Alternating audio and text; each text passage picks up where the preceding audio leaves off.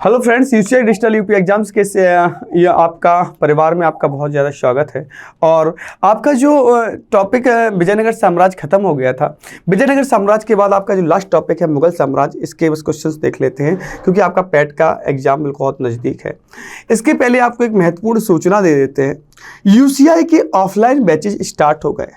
UCI के 3 branches हैं, आप जानते हैं, जैसे किदवई नगर, काकादेव, और एक नया सेंटर भी ओपन हुआ है, अभी 2 अक्टूबर से ही ओपन हुआ है। और ये छपेड़ा पुलिया काकादेव में है, कानपुर में ही छपेड़ा पुलिया काकादेव। यहाँ पर आपकी सारी एसएससी जीडी और जो पुलिस में आपकी वैकेंसी आ रही हैं, पुलिस में जो वैकेंसी आ रही हैं, इसके लिए महत्वपूर्ण बिल्कुल क्लासेस स्टार्ट होने जा रही हैं बहुत जल्दी से जल्दी। ये मान लीजिए आपका ये जो बैचेस हैं ये 15 अक्टूबर से बिल्कुल कंटिन्यू स्टार्ट कर दिए जाएंगे। 15 अक्टूबर से पुलिस, एसएससी जीडी, ये सारे एग्जाम्स के जो आपके बैचेस हैं ये बिल्कुल स्टार्ट कर दिए जाएंगे। और इसकी क्लासेस कम से कम 4 घंटे की क्लासेस रहेंगी आपकी, ठीक है। प्रत्येक सब्जेक्ट आपको डेली मिलेगा और सारे टीचर्स आपके जो सब्जेक्ट्स होंगे सभी सब्जेक्ट्स के अलग अलग टीचर होंगे, ठीक है। आप आइए और बिल्कुल मैं एक बार ज्वाइन जरूर करिए। आप ज्वाइन करेंगे तब आपको देखने को मिलेगा कि हमारे जो हम मार्केट में बैठे हैं उससे हमको कितना अंतर देखने को मिलता है, ठीक है। आप क्या करते हैं बेटा, इंडिविजुअल कोचिंग्स की ओर भागते हैं। आप सोचते हैं कि मैं यहाँ पर इतनी फीस दे दूँ, आप इतना फीस दे दूँ। हमारे यहाँ सिस्टम ये बेटा, कम फीस में ज़्यादा से ज़्यादा आपको मिलेगा, ठीक है। आपकी टेस्ट सीरीज भी चलेंगी, आपको प्रत्येक संडे आपका टेस्ट हुआ करेगा और टेस्ट का भी डिस्कशन करवाया जाएगा आपका, ठीक है। तो आप जल्दी से जल्दी ज्वाइन करें। आप अपने दोस्तों को भी, आपके जो संपर्क में रहने वाले लोग हैं उनसे भी बोल सकते हैं। एसएससी जीडी, पुलिस, सीजीएल वगैरह के जो बैच हैं वो आपके चालू कर दिए गए हैं, इसलिए आप नए ब्रांच में जरूर संपर्क करें, छपेड़ा पुलिया काकादेव, ठीक है बेटा। चले, अगर आप पे मुगल साम्राज्य की ओर चलते हैं, मुगल काल के बारे में चलते हैं हम लोग पहले। तो मुगल काल के बारे में जैसे ही हम लोग चलेंगे तो उसमें सबसे पहले हम लोग बाबर के बारे में पढ़ते हैं। बाबर के बारे में पढ़ते हैं तो बाबर जो था मुगल वंश का बेटा संस्थापक हुआ करता था, ठीक है। चलिए, उससे पहले आप ये देख लीजिए, अगर आप यूसीआई के सोशल मीडिया प्लेटफॉर्म से जुड़ना चाहते हैं, यूसीआई के सोशल मीडिया प्लेटफॉर्म से जुड़ना चाहते हैं तो टेलीग्राम, इंस्टाग्राम और फेसबुक को, इसके आप डिस्क्रिप्शन से इसकी लिंक मिल जाएगी और इसको आप डिस्क्रिप्शन से ही उठा सकते हैं और वहां से ही ऐड कर सकते हैं अपने आप को, ठीक है। सोशल मीडिया प्लेटफॉर्म से जुड़ने के लिए आप यूसीआई के जो लिंक है उसमें से, मतलब यूट्यूब पर जो लिंक पड़ी होगी वहां से ऐड ऑन हो सकते हैं। क्वेश्चन नंबर पहला है कि 1526 ईस्वी में बाबर ने किस वंश के शासक को परास्त कर मुगल साम्राज्य की नींव डाली थी? मुगल साम्राज्य की नींव डाली थी, बताइए किसको परास्त करके मुगल साम्राज्य की नींव डाली थी? तो आपको पता है, लोधी वंश। लोधी वंश के जो शासक थे इब्राहिम लोधी। इब्राहिम लोधी को परास्त करके इसने इसकी नींव डाली थी 1526 ईस्वी में। 1526 ईस्वी में ही 21 अप्रैल 1526 ईस्वी को पानीपत का युद्ध होता है। पानीपत का क्या होता है? प्रथम युद्ध होता है। और पानीपत के युद्ध के बाद बाबर का साम्राज्य, मुगल वंश साम्राज्य स्टार्ट हो जाता है, ठीक है। तो इसने किसको? लोधी वंश को हरा के, लोधी वंश के शासक को हरा के किसकी नींव डाली थी? ये मुगल साम्राज्य की नींव डाली थी बाबर। नेक्स्ट क्वेश्चन आ जाता है, पानीपत का प्रथम युद्ध कब हुआ था? अभी बताया, 21 अप्रैल 1526 को पानीपत का युद्ध हुआ था। 21 अप्रैल 1526 को पानीपत का युद्ध हुआ था। जो बाबर था, बाबर जब भारत आया था, बाबर जो था बेटा, ये तैमूर का वंशज हुआ करता था। किसका? तैमूर का वंशज हुआ करता था।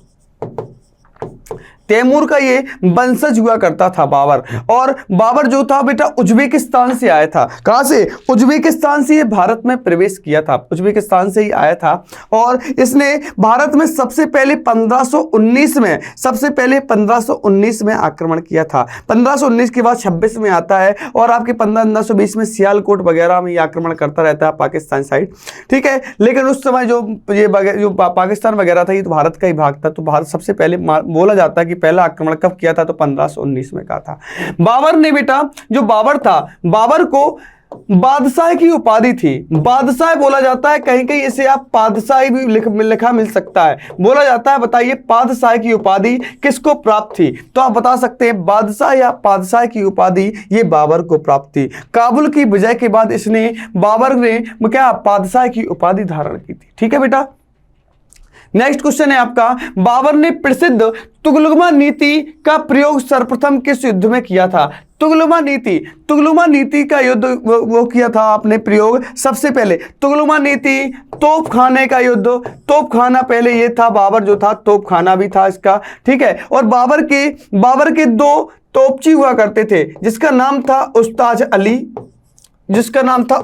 अली और एक का नाम हुआ करता था उस्ताज अली और उस्ताज मुस्तफा हुआ करता था। क्या हुआ करता था? उस्ताज मुस्तफा हुआ करता था। इसके ये दो तोपची हुआ करते थे। किसके? बाबर के दो तोपची हुआ करते थे। तो इसका आंसर हो जाएगा, बाबर ने प्रसिद्ध तुगलमा नीति जो थी किस युद्ध में सर्वप्रथम प्रयोग किया था? तो ये पानीपत के प्रथम युद्ध में। किसमें? पानीपत के प्रथम युद्ध में तुगलमा नीति इसने यूज की थी। और पानीपत का प्रथम युद्ध हुआ था 1526 में हुआ था। कब हुआ था? 1526 में हुआ था। खानवा का युद्ध 1527 में हुआ था। कब हुआ था? 1527 में हुआ था। ठीक है।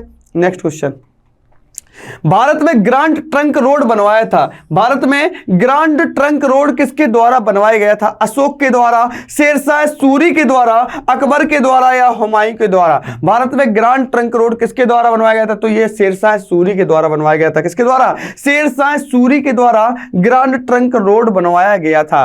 ठीक है। बाबर के 4 पुत्र थे। बाबर के 4 पुत्र हुआ करते थे। कितने पुत्र? 4 पुत्र हुआ करते थे, जिसका नाम था, एक का हुमायूं,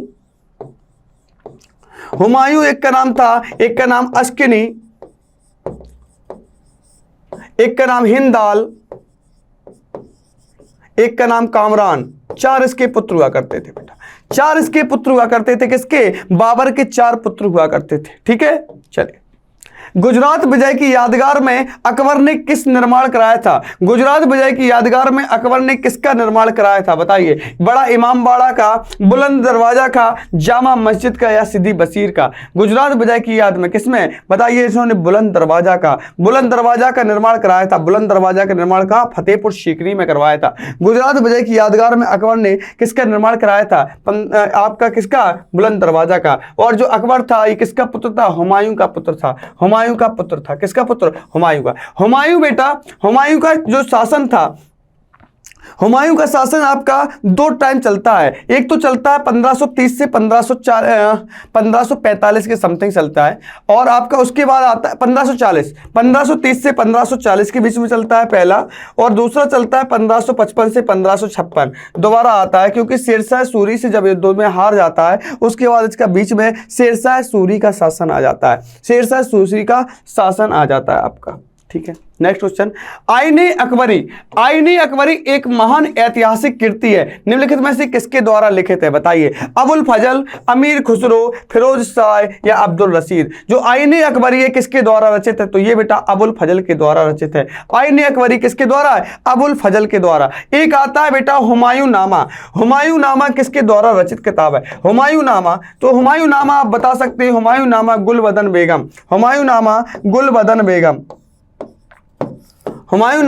गुलबदन बेगम के द्वारा। किसके द्वारा? गुलबदन बेगम के द्वारा। बाबरनामा बेटा, बाबरनामा जो थी वो बाबरनामा बाबर के द्वारा ही था। बाबरनामा बाबर के द्वारा ही रचित थी। ठीक है। बाबरनामा का बेटा अंग्रेजी में अनुवाद, बाबरनामा का अंग्रेजी में अनुवाद लीडन ने किया था और अर्स्किन ने किया था और इसके बाद एल्किंग ने किया था। 3 लोगों ने किया था बाबरनामा का अंग्रेजी में अनुवाद। ठीक है। कौन कौन से थे? लीडन, अर्स्किन और एल्किन ने किया था। ठीक है। नेक्स्ट, पानीपत की दूसरी लड़ाई 5 अप्रैल 1556 को, पानीपत की दूसरी लड़ाई 5 अप्रैल 1556 को किस किस के बीच हुई थी? अकबर और हैमू के बीच, राजपूत और मुगल के बीच, बाबर और इब्राहिम लोदी के बीच, सिकंदर और आदिल शाह के बीच। तो किसके बीच? अकबर और हैमू के बीच हुई थी। जो पानीपत की दूसरी लड़ाई थी वो अकबर और हैमू के बीच हुई थी। किसके बीच? अकबर और हैमू के बीच हुई थी। दीन ए इलाही नामक नया धर्म किसके द्वारा चलाया गया था? तो दीन ए इलाही किसके द्वारा? हुमायूं के द्वारा चलाया गया था। सॉरी, दीन इलाही अकबर के द्वारा चलाया गया था। लेकिन जो हुमायूं था बेटा, हुमायूं था ये बेटा क्या, ये धर्म को बहुत मानता था, धर्म में बहुत विश्वास करता था, धर्म को बहुत मानता था, धर्म में बहुत विश्वास करता था। और इसका जो महल था ये सूफियाना ढंग से सजा हुआ रहता था, सूफियाना ढंग से सजा हुआ रहता था। और ये क्या करता था बेटा, 7 दिन में 7 तरीके के कपड़े पहनता था, 7 दिन में 7 तरीके के कपड़े पहनता था, अलग अलग बदल के, कि पीला कपड़ा इस दिन, नीला कपड़ा इस दिन, ठीक है, अलग अलग। तो ये बहुत ही मतलब धर्म को मानता था। और इसका जो पूरा महल था वो सूफियाना ढंग से सजा हुआ रहता था, सूफियाना ढंग से। किससे? हुमायूं का। तो अगर पूछा जाए आपसे कि दीन इलाही नामक किसने चालू किया था? अकबर ने। अगर आ जाए आपका गज ए बाबरी किसने चलाई थी? तो गज ए बाबरी किसके द्वारा चलाई गई थी? ये बेटा आपकी बाबर के द्वारा चलाई गई थी। गज ए बाबरी किसके द्वारा? बाबर के द्वारा चलाया गया था। नेक्स्ट, प्रसिद्ध मुस्लिम शासका चांद बीबी, प्रसिद्ध मुस्लिम शासका चांद बीबी जिसने बरार को अकबर को सौंपा था, निम्नलिखित में से किस राज्य से संबंधित थी? बताइए। बीजापुर, गोलकोंडा, अहमदनगर या बरार? जो प्रसिद्ध मुस्लिम शासका चांद बीबी थी जिसने बरार को अकबर को सौंपा था, बरार को अकबर को सौंपा था, निम्नलिखित में से किस राज्य से संबंधित थी? तो ये थी किससे? अहमदनगर से बेटा संबंधित थी। कहां से? अहमदनगर से संबंधित थी। ठीक है, नेक्स्ट क्वेश्चन, मुगल प्रशासन व्यवस्था में मनसबदारी प्रणाली, मुगल प्रशासन व्यवस्था में मनसबदारी प्रणाली किससे, मनसबदारी जो प्रणाली थी वो किसने प्रारंभ किया था? बताइए। मनसबदारी प्रणाली शाहजहां ने, अकबर ने, जहांगीर ने या बाबर ने? किसके द्वारा मनसबदारी प्रणाली चलाई गई थी मुगल प्रशासन व्यवस्था में? तो ये चलाई गई थी अकबर के समय। किसके समय बेटा? अकबर के समय ये प्रणाली चलाई गई थी। ठीक है, नेक्स्ट क्वेश्चन, अपने काल का महान संगीतज्ञ तानसेन किसके दरबार में था? बताइए। तानसेन किसके दरबार में था? महान संगीतज्ञ जो था तानसेन, वो बेटा अकबर के शासन काल में बैठता था। अकबर के 9 रत्नों में से जो था तानसेन एक थे। ठीक है, आपने नाम सुना होगा, महेश दास का नाम सुना होगा। महेश दास हुआ करते थे और टोडरमल हुआ करते थे। बहुत सारे व्यक्ति थे जो अकबर के 9 रत्नों में आते थे। ठीक है, तो इसमें जो आंसर हो जाएगा, ठीक है, क्या हो जाएगा? अकबर हो जाएगा। ठीक है, नेक्स्ट क्वेश्चन, अगर आप बेटा यहाँ का कोई भी ऐप डाउनलोड करना चाहते हैं, जैसे अगर आप कोई कोर्स परचेज करेंगे उसके लिए कुछ ऐप्स मतलब लॉन्च किए गए हैं, जैसे काबिल ऐप और आपका दूसरा रेविंग लर्निंग कैंपस। बेटा इन दोनों को अगर आप परचेज करना चाहेंगे तो आप गूगल प्ले स्टोर से इसको पहले डाउनलोड कर लीजिए और इसी से आप एनडीए या फिर किसी का भी जो बैच आप परचेज करना चाहेंगे उसे आप ले सकते हैं। ठीक है बेटा, उसको आप ले सकते हैं। नेक्स्ट क्वेश्चन है, सॉरी, अगर आप ल्यूसेंट का कोई भी कोर्स हिंदी में परचेज करना चाहते हैं तो मात्र 199 इसकी फी है और 6 महीने की ऑनलाइन सब्सक्रिप्शन है, कॉन्सेप्ट्स है, एक्सरसाइजेज हैं और डाउट क्लियरिंग है। और 199 रुपये, मात्र 199 रुपये में, जिसमें रीजनिंग, फिजिक्स, अरिथमेटिक और जीएस का फुल सॉल्यूशन आपको दिया जाएगा। ठीक है, नेक्स्ट क्वेश्चन की ओर चलते हैं। मुगल काल की राजभाषा कौन सी थी? बताइए। मुगल काल की उर्दू, हिंदी, अरबी, फारसी, बताइए कौन सी थी? तो इसकी जो राजभाषा थी वो फारसी हुआ करती थी। क्या? मुगल काल की जो राजभाषा हुआ करती थी वो फारसी थी। कौन सी थी बेटा? इनकी मुगल काल की जो भाषा हुआ करती थी ये फारसी भाषा हुआ करती थी। ठीक है, सती प्रथा का भर्त्सना करने वाला, सती प्रथा की भर्त्सना करने वाला मुगल सम्राट कौन था? बताइए। सती प्रथा की जो भर्त्सना करने वाला मुगल सम्राट था उसका नाम क्या था? बाबर, हुमायूं, अकबर, जहांगीर? बताइए कौन सा था? तो इसका नाम था क्या? अकबर। सती प्रथा की भर्त्सना करने वाला जो राजा था उसका नाम क्या था? उसका नाम था अकबर था। नेक्स्ट क्वेश्चन है, किस युद्ध से भारत में मुगल राज्य की नींव पड़ी थी? किस युद्ध से भारत में मुगल राज्य की नींव पड़ी थी? आपको बताया था पानीपत का प्रथम युद्ध। पानीपत का प्रथम युद्ध 1526 में हुआ था। तालीकोटा का प्रथम युद्ध 1565 में हुआ था। तालीकोटा का प्रथम युद्ध 1565 में हुआ था। प्लासी का युद्ध 1757 में हुआ था और हल्दी घाटी का युद्ध आपका 1764 में हुआ था शायद, इसका थोड़ा कंफर्म नहीं, हल्दी घाटी का युद्ध। ठीक है, तो इसका आंसर क्या हो जाएगा? पानीपत का प्रथम युद्ध। पानीपत के प्रथम युद्ध के बाद, पानीपत के प्रथम युद्ध के बाद मुगल राज्य की नींव पड़ी थी। ठीक है बेटा, नेक्स्ट क्वेश्चन, मुगल चित्रकारी किसके शासनकाल में पराकाष्ठ या चरमोत्कर्ष पर थी? मुगल काल की चित्रकारी के बारे में बताइए। शाहजहां, अकबर, जहांगीर, औरंगजेब किसके शासनकाल में अपने चरमोत्कर्ष पे थी? मतलब बहुत ज्यादा चित्रकारी का यूज किया जाता था, बताइए किसके शासनकाल में थी? तो ये थी बेटा जहांगीर के शासनकाल में। जहांगीर के शासनकाल में चित्रकारी अपने चरमोत्कर्ष पे थी, मतलब अपने ज्यादा चरम पर थी। किसके शासनकाल में? ये थी आपकी जहांगीर के शासनकाल में। नेक्स्ट है, निम्नलिखित में से किसने अकबर की जीवन कथा लिखी थी? निम्नलिखित में से किसने अकबर की जीवन कथा लिखी थी?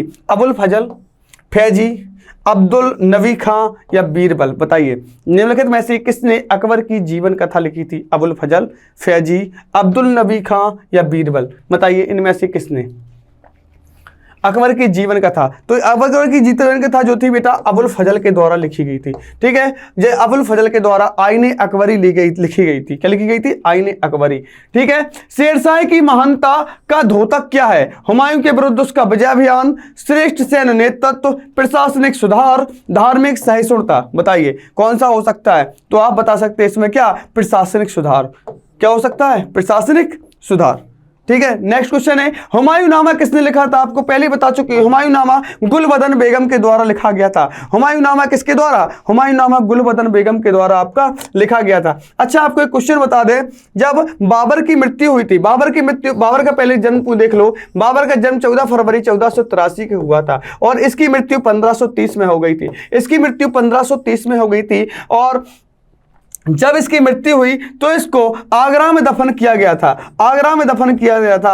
आराम बाग जो था बेटा, आराम बाग बाबर के द्वारा बनवाया गया था, लेकिन इसकी पत्नी थी मुबारक यूसुफजाई, उसके द्वारा आगरा से इसका जो शव था वो काबुल ले लिए, मतलब काबुल ले गए थे ये लोग और काबुल में बाद में दफन किया गया था। इसलिए आपसे कभी कभी क्वेश्चन पूछ लिया जाता है, ऐसे राजा का नाम, ऐसे शासक का नाम बताइए जिसका शव, जिसका बॉडी 2 बार दफना गई थी। उसका नाम था बाबर। क्या नाम आ जाएगा उसका? बाबर। पहले आगरा में उसे दफनाया गया था, उसके बाद उसकी वाइफ, उसकी पत्नी जो थी वो उसे कहां? काबुल ले गई थी। 2 जगह इसको दफनाया गया था, तो इसका नाम आंसर हो जाएगा गुलबदन बेगम। ठीक है, नेक्स्ट क्वेश्चन है, अकबर के शासनकाल में महाभारत का फारसी में अनुवाद किया गया था, वह किस नाम से जाना जाता है? बताइए। अकबर नाम, एक इकबालनामा, रज्मनामा, अकबरनामा या सकीतनौलिया? महाभारत का जो पुराना नाम था बेटा जय संहिता कहा जाता था। क्या कहा जाता था? जय संहिता कहा जाता था। क्या कहा जाता था? जय संहिता। और अकबर के जो शासनकाल में महाभारत का फारसी भाषा में अनुवाद किया गया था उसे हम रज्मनामा कहते हैं। क्या कहते हैं? इसे हम रज्मनामा कहते हैं। क्या कहते हैं बेटा? इसे हम रज्मनामा कहते हैं। नेक्स्ट क्वेश्चन, किस मुगल सम्राट ने सैयद भाइयों को गिराया था? किस मुगल सम्राट ने सैयद भाइयों को गिराया था? बताइए। बहादुर शाह, रफीउद्दौला, शाहजहां द्वितीय या मोहम्मद शाह? बताइए किसके द्वारा? तो इसका आंसर क्या हो जाएगा? मोहम्मद शाह के द्वारा। मोहम्मद शाह के द्वारा सैयद भाइयों को गिराया गया था। ठीक है बेटा, नेक्स्ट क्वेश्चन है, निम्नलिखित में से कौन अंतिम मुगल सम्राट थे? आलमगीर द्वितीय, शाह आलम द्वितीय, बहादुर शाह द्वितीय या अकबर द्वितीय? बताइए निम्नलिखित में से कौन अंतिम मुगल सम्राट थे? तो बहादुर शाह जो द्वितीय थे ये आपके अंतिम मुगल सम्राट थे। इन्हें ही बहादुर शाह जफर के नाम से बोला जाता है। बहादुर शाह जो द्वितीय थे यही आपके कौन थे? अंतिम सम्राट थे। अकबर के शासनकाल में भू राजस्व सुधारों के लिए कौन उत्तरदायी था? भू राजस्व सुधारों के लिए कौन थे? तो भू राजस्व सुधारों के लिए आपके टोडरमल हुआ करते थे। कौन हुआ करते थे? टोडरमल हुआ करते थे। और जो बीरबल थे बेटा, इनको दूसरा नाम महेश दास था। महेश दास था। क्या था? महेश दास था। और इनकी नौरत्नों में एक और हुआ करते थे जिनका नाम था मुल्ला दो प्याजा। इनका नाम था मुल्ला दो प्याजा। और हमने आपको बताया बीरबल तो थे ही, टोडरमल भी थे। ठीक, ऐसे बहुत सारे व्यक्ति हुआ करते थे। अकबर द्वारा बनवाए गए उपासना भवन पूजा गृह का क्या नाम था? अकबर द्वारा बनवाए गए उपासना भवन या पूजा गृह का क्या नाम था? दीवाने खास, दीवाने आम, इबादत खाना, बुलंद दरवाजा? बताइए। अकबर के द्वारा वो बनवाया गया था जो पूजा खाना था, भगवान का जो गृह था, घर था, उसे क्या कहा गया था? तो आप बताइए उसे क्या कहा था? इबादत खाना कहा गया था। इबादत। बुलंद दरवाजा तो इसने कहां पर बनवाया था? गुजरात विजय के दौरान आपने ये वो जो बुलंद दरवाजा बनवाया था फतेहपुर सीकरी में निर्माण करवाया था। ठीक है, ऐसे इबादत खाना बनवाया था पूजा घर के लिए। किसके? इबादत खाना बनवाया था। तो ऑप्शन नंबर आपका सी बिल्कुल सही हो जाए। नेक्स्ट क्वेश्चन, सुप्रसिद्ध संगीतज्ञ तानसेन और बैजू बावरा किसके शासनकाल में सुविख्यात थे? सुविख्यात थे तानसेन, और ये भी थे किसके शासनकाल में? ये आपके अकबर के शासनकाल में। तानसेन और बैजू बावरा महान संगीतज्ञ हुआ करते थे। तानसेन का नाम तो आपने सुना ही होगा। तानसेन जो हुआ करते थे बेटा महान संगीतज्ञ हुआ करते थे। रामचरितमानस के लेखक तुलसीदास किसके शासनकाल से संबंधित थे? रामचरितमानस के जो आपके लेखक थे महाकवि तुलसीदास थे, तुलसीदास थे, और तुलसीदास थे ये किसके शासनकाल से संबंधित थे? तो बेटा ये भी अकबर के शासनकाल से संबंधित थे। मैंने यहीं पे एक उपनिषद भी बताया था, अकबर के शासनकाल से संबंधित कौन सा उपनिषद था? तो हमने आपको बताया था अलो उपनिषद इसके शासनकाल से संबंधित था। किसके शासनकाल से? अकबर के शासनकाल से संबंधित था। बाबर मूल रूप से कहां का शासक था? बाबर रूप से कहां का? फरगना का, कंधार का, तक्षशिला का, पंजाब का। कहां का शासक था? तो आपको पता है ये फरगना का था। फरगना कहां पड़ता है? उज्बेकिस्तान में फरगना पड़ता है, उज्बेकिस्तान में था। ये बेटा बहुत ही बर्बर जाति का था, ये बहुत ही निम्न जाति का मुस्लिम था, बहुत बर्बर जाति से बोला जाता है, वहां का था, ये फरगना का रहने वाला था। नेक्स्ट, एनडीए का अगर आप बेटा 6 मंथ का कोर्स परचेज करना चाहते हैं तो इसकी फीस 3000 रखी गई है, और इसमें बेटा 6 महीने का ऑनलाइन सब्सक्रिप्शन रहेगा। कॉन्सेप्ट्स, एक्सरसाइजेज, डाउट क्लियरेंस और 600 प्लस घंटे के रिकॉर्डेड वीडियो भी आपको मिलेंगे। 600 प्लस घंटे के आपको रिकॉर्डेड वीडियो भी दिए जाएंगे, और इसकी जो फी रहेगी 3000 रहेगी। अगर इसी कोर्स को आप 1 ईयर के लिए परचेज करना चाहते हैं तो फी बढ़ के 5000 हो जाएगी। 6 महीने का ऑनलाइन नहीं, इसमें 6 की जगह 1 ईयर हो जाएगा बेटा, 1 ईयर हो जाएगा। कॉन्सेप्ट्स भी होंगे, एक्सरसाइज भी आपकी कंप्लीट करवाई जाएंगी, और आपके जो डाउट होंगे वो प्रत्येक टीचर के द्वारा आपके कंप्लीट करवा दिए जाएंगे। 600 प्लस घंटे के आपको रिकॉर्डेड वीडियो भी आपको दिए जाएंगे। ठीक है बेटा। नेक्स्ट क्वेश्चन है, बाबर को भारत पर आक्रमण करने के लिए आमंत्रित करने वाले में कौन शामिल नहीं था? पंजाब का सूबेदार दौलत खान लोधी तो था, पंजाब का सूबेदार दौलत खान लोधी था, उसका पुत्र दिलावर खान, लेकिन लोधी नहीं था। ठीक है, इब्राहिम लोधी का चाचा आलम खान लोधी था, मेवाड़ का शासक राणा शाह था, चंदेरी का शासक मेदिनी राय। इनमें इसमें क्या लिखा? शामिल नहीं था। ठीक है, तो इसमें शायद शासक नहीं था, चंदेरी के शासक मेदिनी राय। जो आपका चंदेरी का युद्ध हुआ था, मेदिनी राय, ये आपका नहीं था। तो इसमें पंजाब का सूबेदार दौलत खान लोधी तो था ही, इब्राहिम लोधी का चाचा आलम खान लोधी भी था, और मेवाड़ का शासक राणा शाह था। इन तीनों का नाम आपको ज्यादा मिलेगा। एक तो मिलेगा राणा सांगा का, और एक मिलेगा आपका आलम खान लोधी का नाम, आलम खान लोधी का नाम, और एक मिलेगा दौलत खान लोधी का नाम। इन लोगों ने सोचा कि इनको बुला लिया जाए बाबर को, और इब्राहिम लोधी को परास्त कर दिया जाए। इब्राहिम लोधी को हम परास्त कर देंगे, और हम बाबर से कहेंगे कि हमको मतलब राजगद्दी दे दी जाए। लेकिन बाबर तो वैसे ही दिमागी था, क्योंकि वहां पर उसका चल नहीं रही थी, फरगना में उसकी चल नहीं रही थी बिल्कुल। तो वो यहाँ पर आया, और जब उसने पानीपत का प्रथम युद्ध में इब्राहिम लोधी को हराया, उसके बाद खुद ही शासक बन गया। उसके धीमे धीमे इन लोगों से भी इसके आगे युद्ध होंगे, जैसे खानवा का युद्ध होगा, घाघरा का युद्ध होगा, सबको परास्त करता जाएगा बाबर। ठीक है।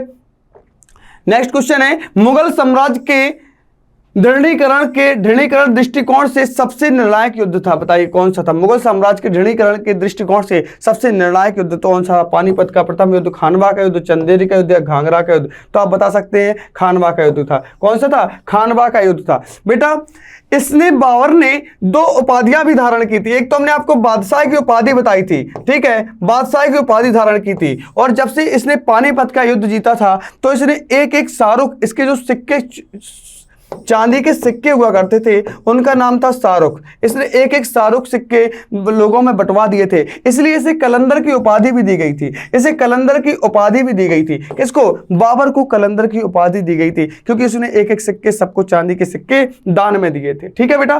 किसने मुगल साम्राज्य की राजधानी को आगरा से दिल्ली स्थानांतरित किया था? किसने मुगल साम्राज्य की राजधानी को आगरा से दिल्ली स्थानांतरित किया था? जहांगीर, औरंगजेब, हुमायूं, शाहजहां। जहांगीर, औरंगजेब, हुमायूं, शाहजहां। बताइए किसने मुगल साम्राज्य राजधानी आगरा से दिल्ली स्थापित की थी? तो ये की थी किसने? शाहजहां ने की थी। किसने की थी? शाहजहां ने की थी। नेक्स्ट क्वेश्चन, अकबर के युवावस्था में उसका संरक्षक था। अकबर के युवावस्था में उसका संरक्षक कौन था? बताइए। तो इसका नाम था क्या? बैरम खां। बैरम खां जो था अकबर की युवावस्था में इसका संरक्षक था। ठीक है, कौन था? बैरम खां था। ठीक है बेटा, आपका ये वीडियो कंप्लीट हुआ, लेकिन मैं आपसे फिर भी गुजारिश करूंगा एक बार कि यूसीआई का नया सेंटर ओपन हो चुका है छपेड़ा पुलिया काकादेव में, ठीक है। और आप जल्दी से जल्दी जो बच्चे ज्वाइन करना चाहें अवश्य ज्वाइन करिए। मैं तो ये कहूँगा अवश्य ज्वाइन करिए, कम फीस में अच्छा कंटेंट आपको मिलेगा। और साथ में आपको कहीं भी आप पढ़ने जाते हैं तो आपको डिजिटल बोर्ड पर पढ़ाने को नहीं मिलता है, ऑफलाइन क्लासेस भी आपकी डिजिटल बोर्ड पर ही मिलेंगी। आप लोग अवश्य जाइएगा। धन्यवाद, थैंक यू सो मच।